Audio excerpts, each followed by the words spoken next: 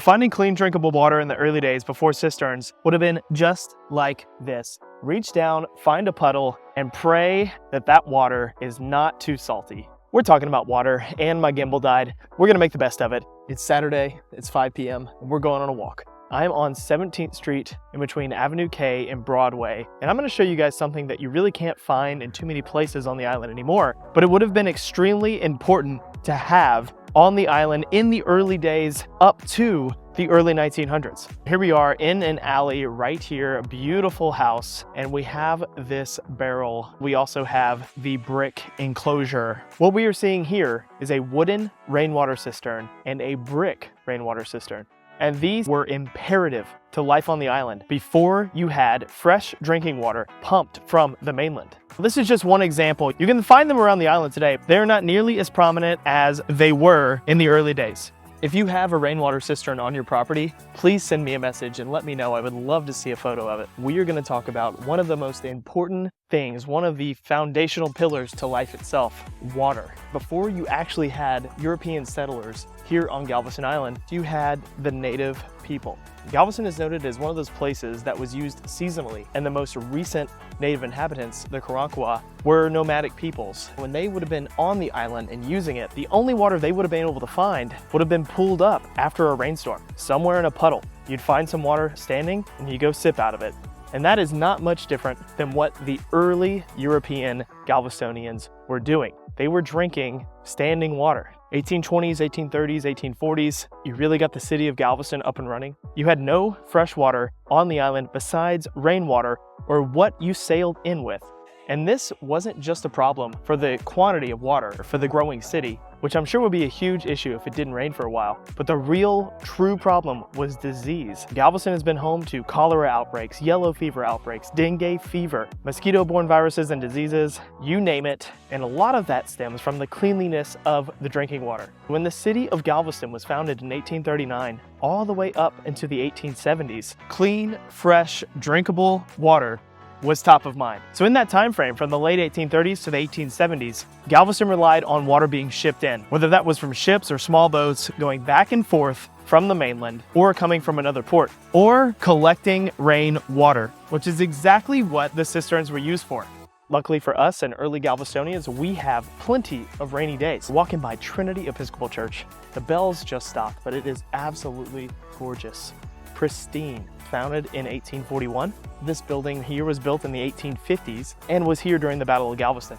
And Eaton Memorial Hall, pictured here, was actually designed by Galveston architect Nicholas Clayton. Back to water. Finding clean drinkable water in the early days before cisterns would have been just like this. Reach down, find a puddle, and pray that that water is not too salty. Digging a water well in Galveston wasn't too feasible, as no matter how deep you go, that water is always a little too salty to drink. Now, you could use salt water for things like firefighting, which is exactly what Galvestonians did in the 1870s. Galveston really starts to boom.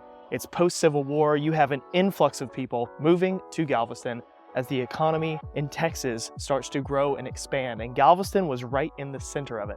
Now, a problem just as bad as having stored drinkable water was having water to put out the fires that plagued Galveston in the mid to late 1800s.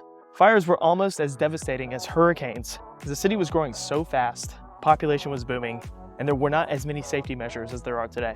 So when it comes to fires and firefighting, a saltwater system to fight fires was installed with fire hydrants, the works. But in a gigantic fire in 1885 that destroyed over 500 homes over 40 city blocks, Galveston's fire department was only about a month old at the time. That salt water system to fight the fires, or a fire as large as that one, just was not going to cut it, which proved the need for further investment in not only freshwater and sewage systems and piping, but a major infrastructure project to protect the city from fire. So by the early 1880s, discussions of having freshwater drinking water pumped in from the mainland, those discussions turned to plans.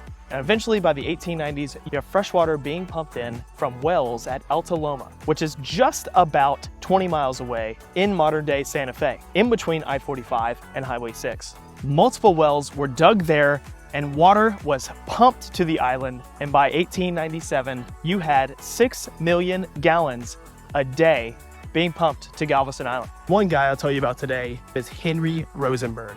Rosenberg Library, Rosenberg, Texas. The Rosenberg Monument, all named for him. When he died in the 1890s, he left tons of money for public services around Galveston. One of the things he left money for were water fountains all around the island before the city of Galveston had a direct stream of water flowing onto the island from the mainland. Here is one of the Rosenberg fountains. A lot of people don't think of Galveston as a walkable city, but I tell you what, you really can get anywhere on the East End in 15-20 minutes. Ever question the prominence of Galveston? You just take a look at this house right here. Pretty wild. Here we are at 30th and Ball at the Galveston Waterworks building, an absolutely gorgeous building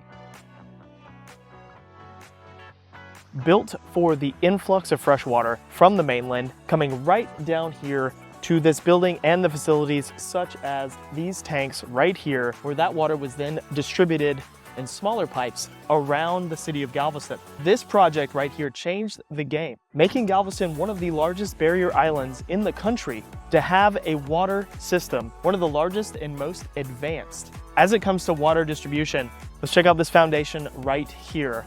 And you gotta wonder, what is this gigantic, approximately 40-foot wide foundation?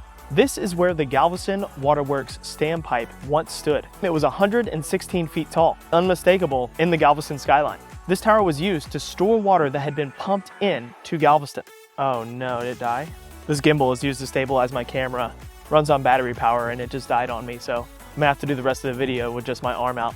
Now the Waterworks Tower made it a perfect spot for viewing things around the island and photography. The piping that was used to run the water to the island and then distribute it around the island was cast iron. If you've been around the island long enough, if you've taken a peek at construction projects where they're digging, every now and then you can see those cast iron pipes, and many of them are still in use. When the piping was run from the mainland to Galveston, the pipe was actually laid under the water. But it was quickly found out that that wasn't gonna work, as vessels kept striking it and busting the water line. And eventually the piping system was run along the causeway, which is exactly how our fresh water gets here now. So the next time you're driving over the causeway, take a peek over at the railroad bridge. You will see a pipe running along that bridge that brings us our drinking water. Welcome to Galveston Unscripted. The fog is coming in and I hear those foghorns. What a beautiful sound. If you have anything to add about water, fire, freshwater, piping, if you have interesting, funny stories, let me know in the comments. Send me photos, send me messages. I want to see them. Almost back to the house and that fog is coming in. Thanks for walking with me. Being celebrated. It's important to tell